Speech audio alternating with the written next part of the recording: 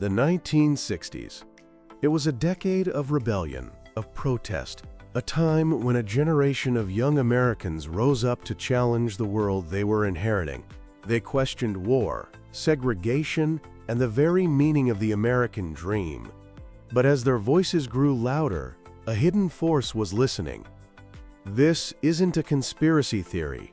Thanks to declassified documents, we now know the Federal Bureau of Investigation waged a secret and often illegal war on teenagers. Today, we pull back the curtain on the FBI's shadow campaign to silence the rebellious youth of the 1960s. To understand this secret war, you have to understand one man, J. Edgar Hoover. As the iron-fisted director of the FBI, Hoover saw the world in black and white. To him, the burgeoning youth movement wasn't a grassroots expression of political discontent. It was a grave threat to national security.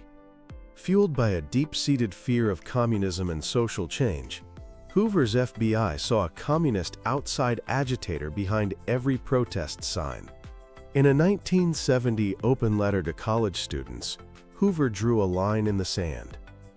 He said there was legitimate dissent, but he warned of extremists who, in his words, ridicule the flag, poke fun at American institutions, seek to destroy our society. This mindset became the justification for a massive surveillance operation against young people who were, for the most part, just exercising their First Amendment rights. The FBI's interest didn't start in the 60s.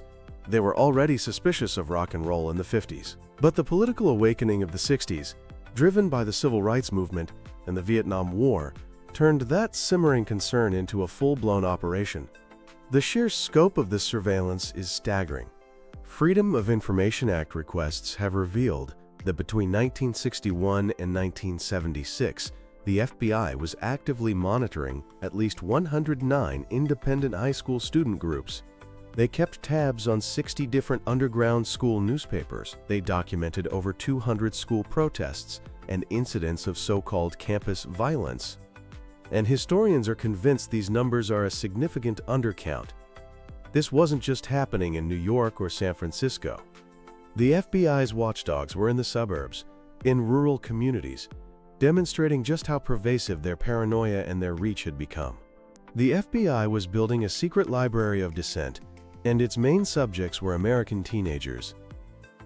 The weapon at the heart of this war was a program with a chillingly bureaucratic name, COINTELPRO, which stands for Counterintelligence Program. It was officially launched in 1956 to disrupt the Communist Party USA. But by the 1960s, Hoover expanded its targets to include a vast array of what he deemed subversive groups. This meant civil rights organizations, anti-war protesters, and the entire New Left movement. The goal of COINTELPRO, stated plainly in internal FBI documents, was to expose, disrupt, misdirect, discredit, or otherwise neutralize the activities of these groups and their leaders. They weren't just watching, they were actively trying to destroy these movements from the inside out, and they had a whole playbook of insidious tactics to do it. First came infiltration. The FBI became experts at placing informants inside student groups. These spies could be anyone: fellow students, university faculty, even parents.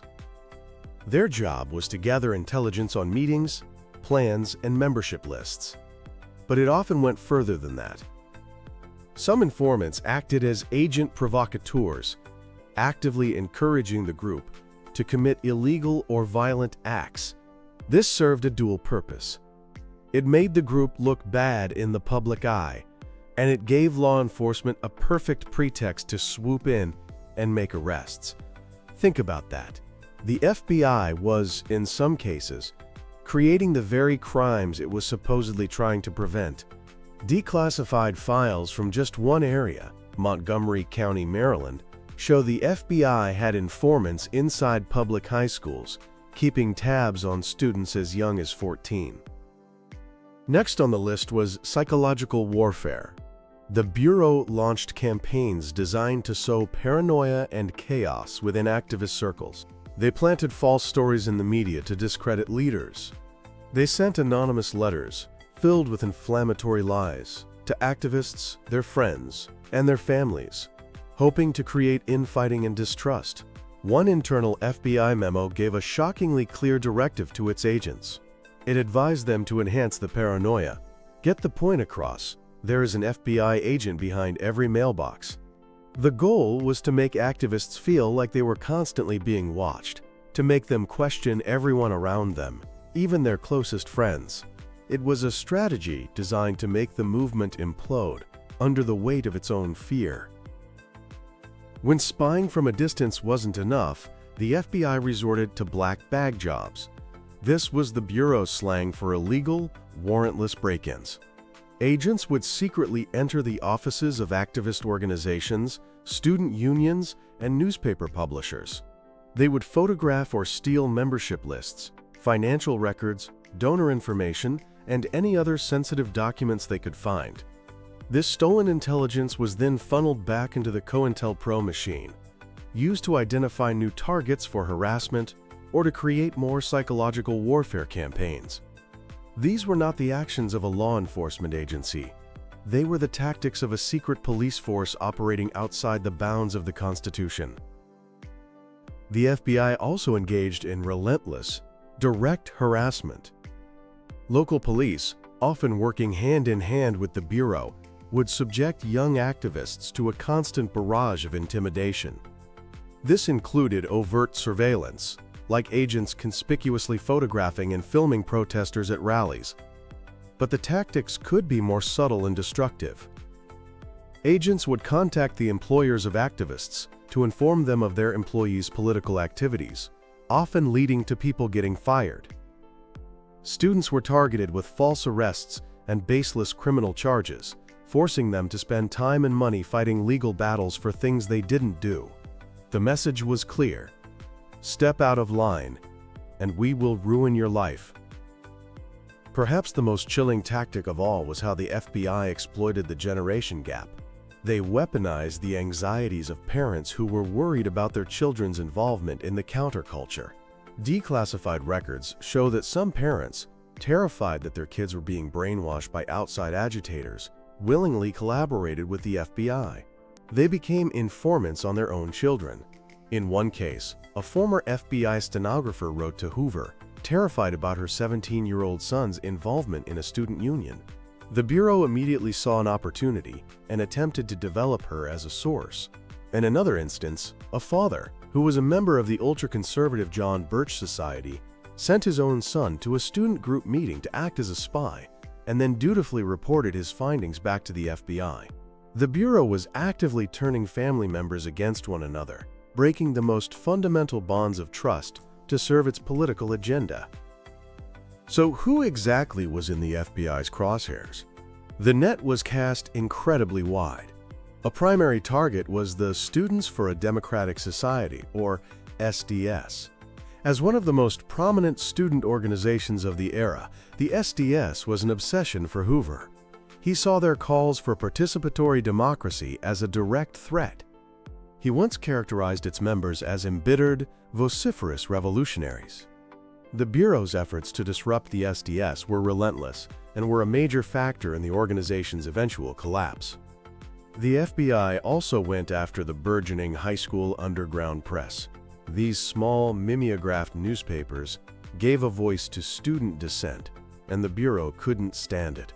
They monitored the content of these papers, harassed student journalists, and intimidated local businesses into pulling their advertisements. In some cases, the FBI even launched its own phony underground newspapers to spread disinformation and confuse readers. Of course, with the Vietnam War raging, anti-war protesters were a huge target. The Bureau compiled massive dossiers on any student who participated in a protest, picketed a defense contractor, or publicly burned their draft card. Files on well-known activists like Mario Savio of the Free Speech Movement and Abby Hoffman of the Yippies show the incredible resources the FBI dedicated to tracking their every move. And this campaign was deeply intertwined with the FBI's war on the civil rights movement. While the surveillance of leaders like Martin Luther King Jr. is now infamous, it's crucial to remember that many young people, both black and white, were targeted for their role in the fight for racial equality. The FBI's COINTELPRO Black Hate program didn't just target the Southern Christian Leadership Conference. It also went after the younger, more radical activists of the Student Nonviolent Coordinating Committee, or SNCC. The impact of this surveillance on the lives of these young people was devastating. The constant fear of being watched, the paranoia of not knowing who to trust, took a profound personal and psychological toll. For many, the consequences were tangible and immediate. They were expelled from school, they lost their jobs, they lived under the constant threat of arrest. The FBI's tactics tore families apart. Imagine discovering your own parents were informing on you. Or consider the case of one former activist who believes the military deliberately sent her father on an additional, unnecessary tour of duty in Vietnam as a form of punishment for her anti-war activities. The psychological scars ran deep. The knowledge that your government sees you as an enemy can be crushing. It fosters a level of anxiety and paranoia that can last a lifetime. Years later, many former activists were still afraid to speak about their experiences, a testament to the lasting power of the fear the FBI had instilled. In a tragic modern echo, the story of Myron May, a man who died in a suicide by cop incident in 2014, highlights these long-term effects. May had become consumed by the belief that he was a modern-day target of a government surveillance program, a belief that ultimately led to his death. The paranoia planted by COINTELPRO decades ago still bears bitter fruit. For years, COINTELPRO operated in total secrecy. The public had no idea that their own government was waging this war on its citizens. The truth finally came out on March 8, 1971. A group of activists calling themselves the Citizens Commission to investigate the FBI broke into an FBI field office in Media, Pennsylvania. They stole a trove of confidential documents and leaked them to the press. For the first time, there was concrete, undeniable proof of COINTELPRO. The revelations were a bombshell. They sent shockwaves across the nation and led to a series of congressional investigations. The most famous of these was the Church Committee, formed in 1975 to investigate abuses by U.S. intelligence agencies. The Church Committee's final report was a complete and utter condemnation of the FBI's actions.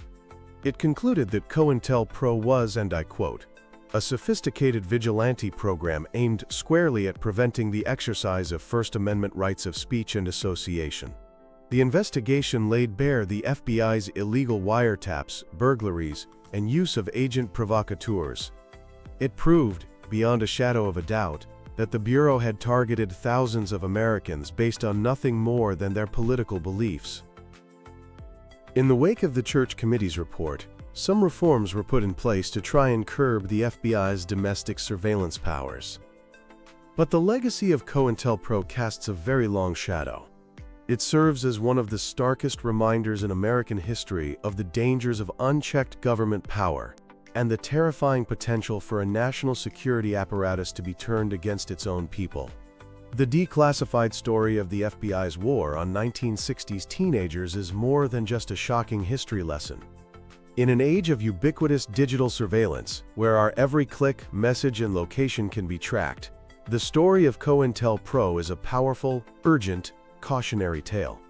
It underscores the critical importance of protecting civil liberties, of demanding transparency, and of holding our government agencies accountable. The young people of the 1960s dared to speak out against injustice, and they paid a heavy price. Their story is a vital reminder that freedom is fragile, and it requires our constant vigilance to defend.